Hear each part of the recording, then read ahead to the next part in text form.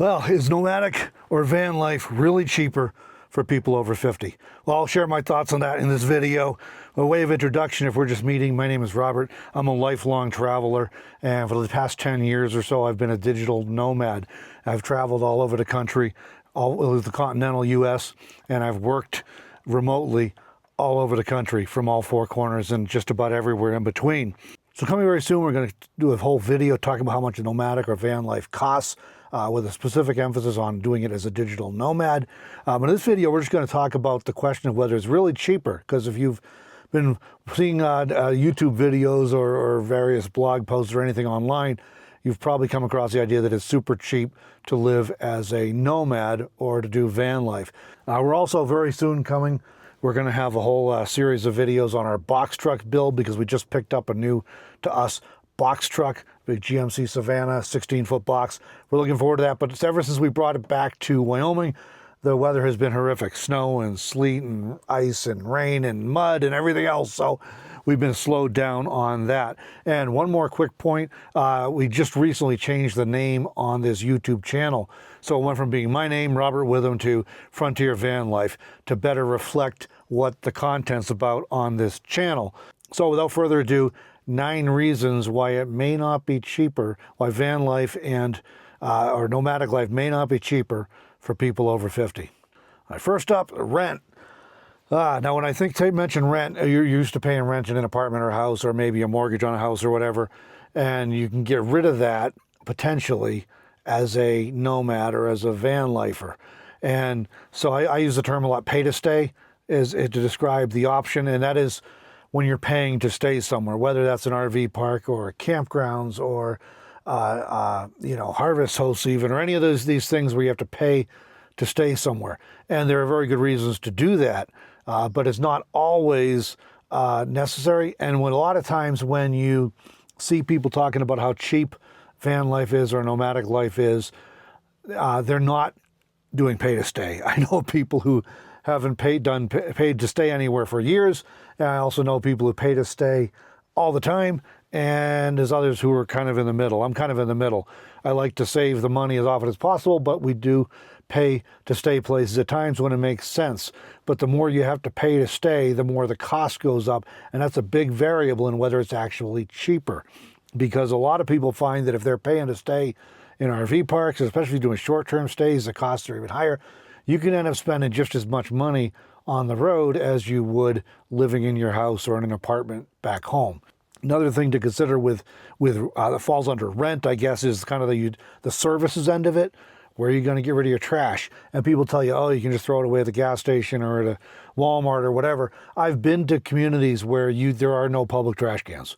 And the reason for that is that it's been abused by too many nomads or van lifers, and they've all been pulled. So there's nowhere to throw your trash away. Sometimes you can't even take it to the local landfill, but those times you can, you're probably going to get charged non-resident fees, and that's going to cost money. If you're using an RV or a van that's got holding tanks in it, you have to dump your holding tanks.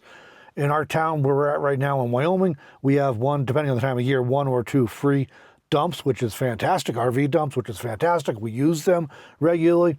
Not everywhere it does. So there may be places where there just isn't a dump, or you have to pay $10, $15, $20 every time you need to dump. But if your tanks are full, you got to dump. And one option that gets thrown out a lot with cheap rent and everything else is, if you're going to the Southwest Desert in the winter, is the BLM's LTVAs, or long-term visitor areas. And historically, they've been very, very cheap, like $180 for a permit that covers you from September to April. So if you can tolerate 7 months of the heat, you could stay for 7 months for $180. Most people don't stay that long. I have used the LTVAs, but I'd kind of use it as a base camp to come and go over the course of a month or two, then I left. So I never was there that long, but you do get some conveniences, like they have a dump station and a water fill station if you dare to use the water, and dumpsters, which is a pretty huge bonus, and just a place to park and not have to be moving around every 2 weeks and whatever.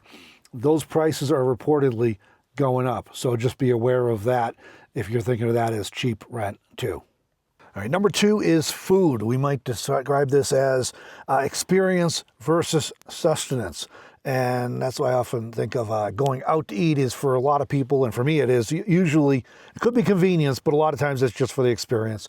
You're getting out, you're going somewhere, you're having a meal.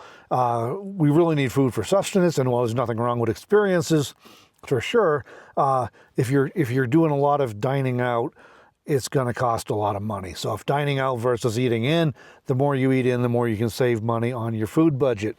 And those eating out expenses can be several times greater than buying groceries and preparing them in your rig, your van, your RV, your box truck, travel trailer, whatever you got.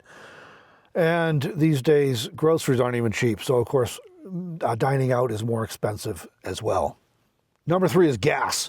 And I know for me, when I first got on the road, first of all, I was driving a Toyota Camry and camping out of that, so I was able to travel very cheaply. Anyways, I could frequently get over 40 miles a gallon, but for a lot of people like myself, the first year or two on the road tends to be the most travel because it's exciting. There's all these places you want to see, and you're running around and going to all these different places. And a lot of people do slow down after a year or two, but slow travel versus lots of travel. So the more time you spend parked and hanging out in one place and sitting still, the less gas you use. Number 4, maintenance and repair. The more you drive, the more you're going to have maintenance costs, from routine stuff like oil changes and tires and brakes and that sort of thing, to potentially other breakdowns and repairs. There's a balance there. If you don't drive enough, your vehicle's also going to break just being parked. So, but the more you drive, probably the more money you're going to spend on maintenance and repair. This is going to depend on the vehicle you have. Some vehicles are more reliable than others. And like Melanie, I'm sitting right now in a Toyota Prius. It's my wife's car. If you're driving a Toyota Prius, your maintenance costs are going to be less than they are on a lot of other vehicles because it's a reliable vehicle. So the mileage, of course, the higher mileage vehicle might have more repairs or maintenance, but that again depends on how the quality of the vehicle and how well it's been maintained, and your maintenance history. The better maintained your vehicle is, the less often it's going to break. So it's usually cheaper to maintain your vehicle well than it is to deal with the breakdowns and expensive repairs that come from not maintaining your vehicle. So there's some variables in here, but those maintenance repair costs can be staggering and can really mess up your expectation of how much it's going to cost to live as a nomad or a traveler. All right, number 5 is entertainment.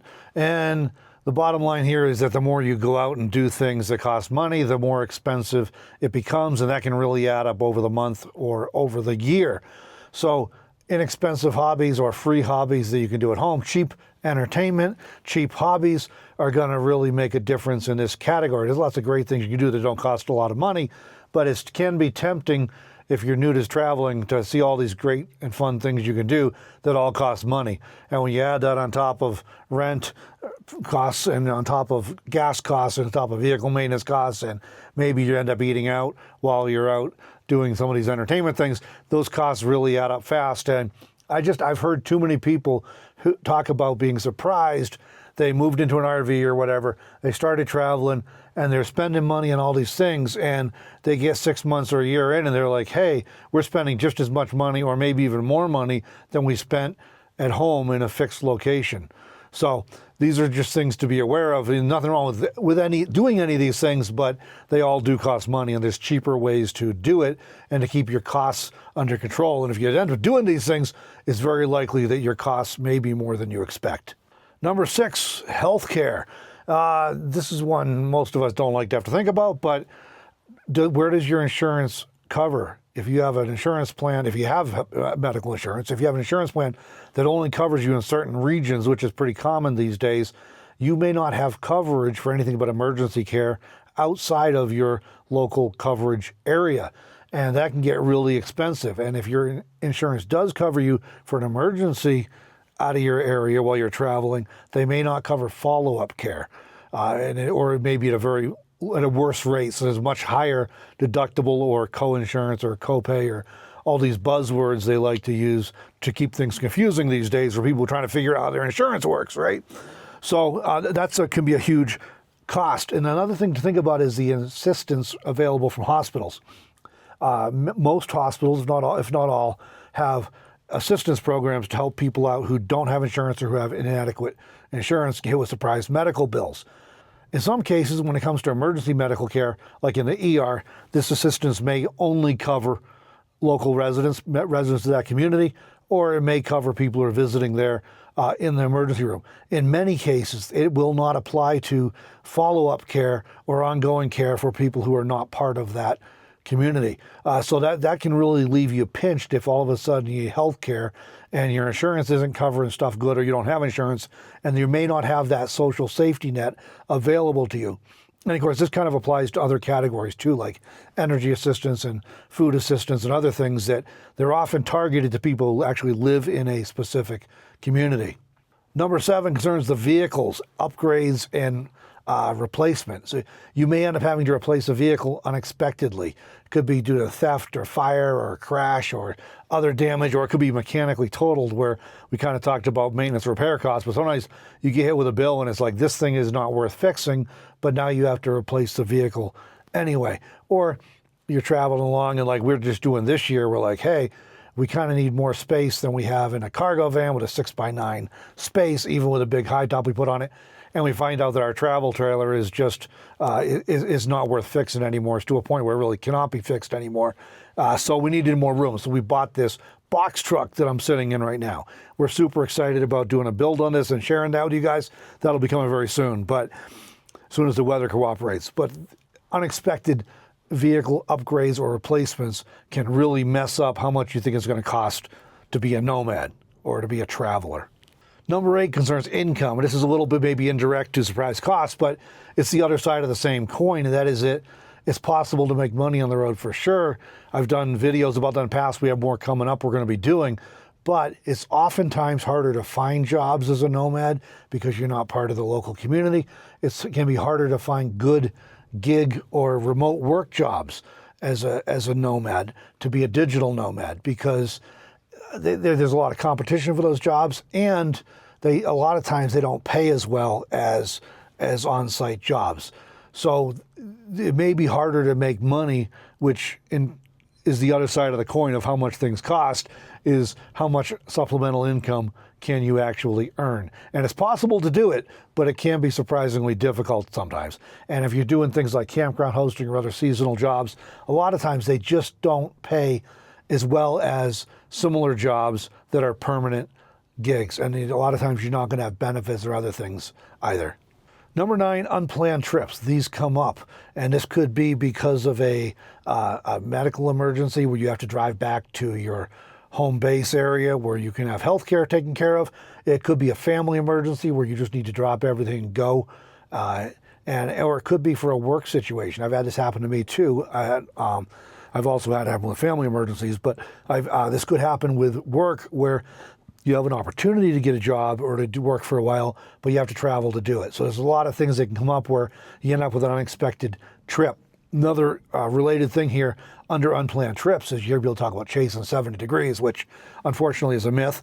It's really not possible, because even if you are free to travel wherever the weather is, weather can change rapidly, and it's hard to really chase 70 effectively. But you may be somewhere and all of a sudden there's a terrible weather system coming in, whether that's extreme heat or extreme wind or extreme cold, snow and ice, whatever, and you want to get out of there, and you get looking at the regional weather maps.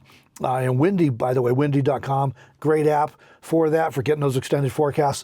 But you realize you're going to have to drive 500 miles to get out of this weather system that's coming.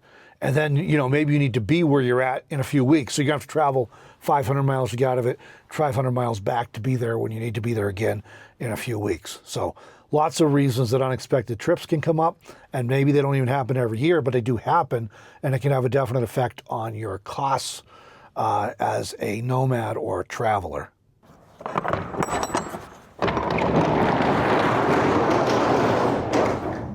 All right, so these are 9 reasons why van life or nomadic life or the traveling life may not be cheaper than living in an apartment or a house and wherever you currently live.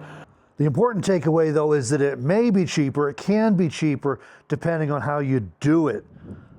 So whatever your experiences be, I'd love to know. Leave me a comment. Let me know what your experience has been with this sort of thing.